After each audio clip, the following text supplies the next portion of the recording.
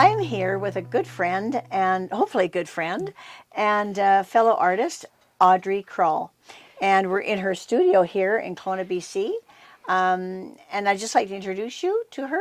So this is Audrey, and we're going to just talk to Audrey today and just see what kind of medium she works with, how she does her art, where she got her inspirations from, those kind of things. So thank you for joining us, and stay tuned. We're going to just get right into it. So Audrey, I understand you come from a healthcare background. What inspired you to move from that to painting? I retired. I retired and art found me. I didn't move into art. Art moved into my life. Awesome. And quite by accident. It was, now I think it's a happy accident because it's become my meditation, my obsession, mostly my obsession. And I can't see being without it. It's one of these. So did it take a particular person that brought you into it, or what? How was it? How did it happen? It did. It was a friend of mine who had a Groupon coupon to a sip and paint and invited me to join her. And I laughed and I laughed and I laughed and I said, please find someone else. You have many, many friends. I don't paint. I don't draw. I am unskilled, whatever. And she said, no, you have to come with me. And I said, you have a lot of friends. Please ask one of them. I'm not going. And she said, you're my last resort type thing, because nobody wanted to go with her. And so we went. And it was the oddest evening because we were the last ones to arrive. We arrived late. And we had the furthest seat in the corner, the darkest corner.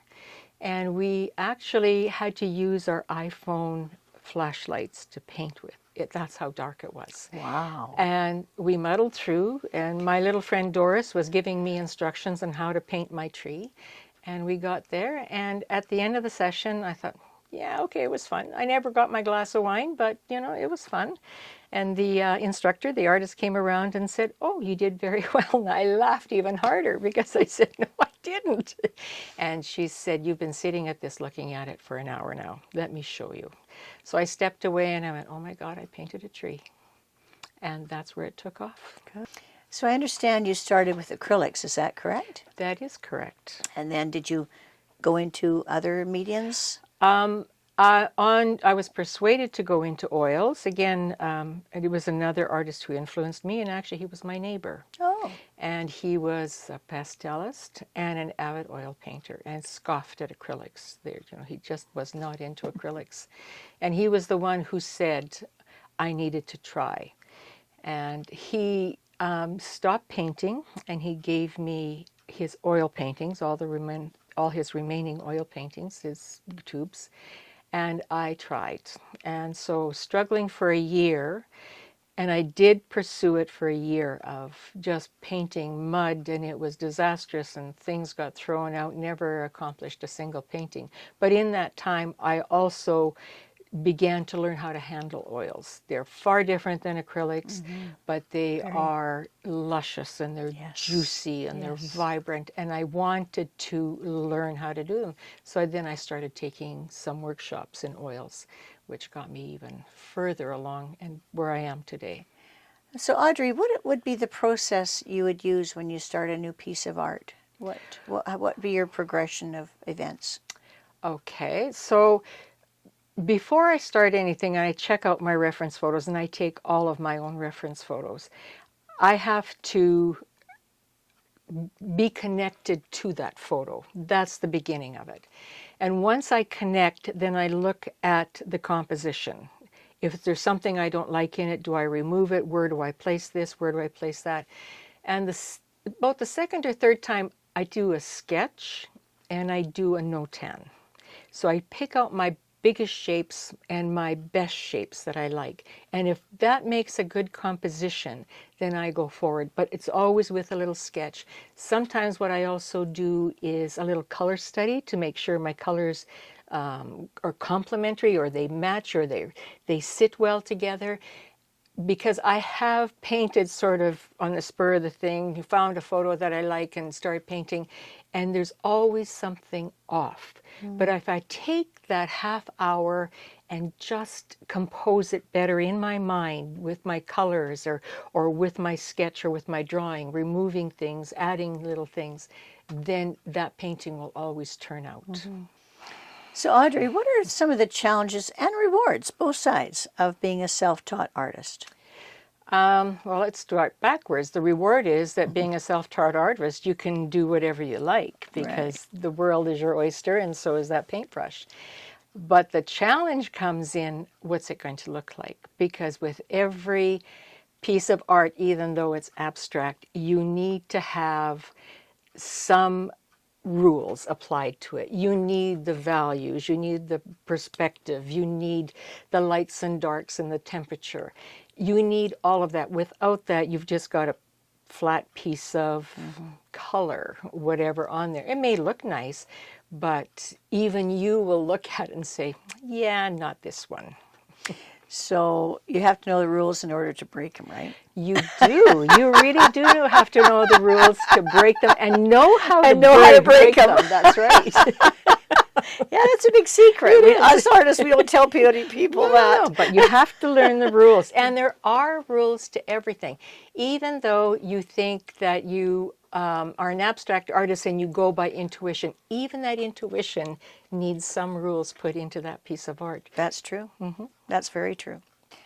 Audrey, how would you describe your art style, if you do have one, and how has it changed over the time? My art style, let's see. I went from highly detailed, terrified, unconfident to someone who has progressed to painting with a lot of confidence and,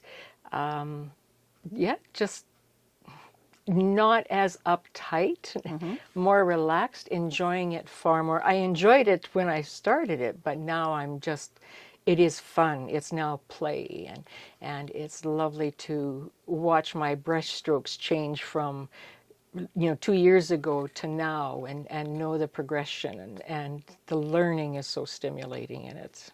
Art style, I don't think I have one. It's just mine. So would you say, though, you're realist, or would you be impressionist, or realism, like, would you kind of classify some of your art? Probably a realist with less detail. Right.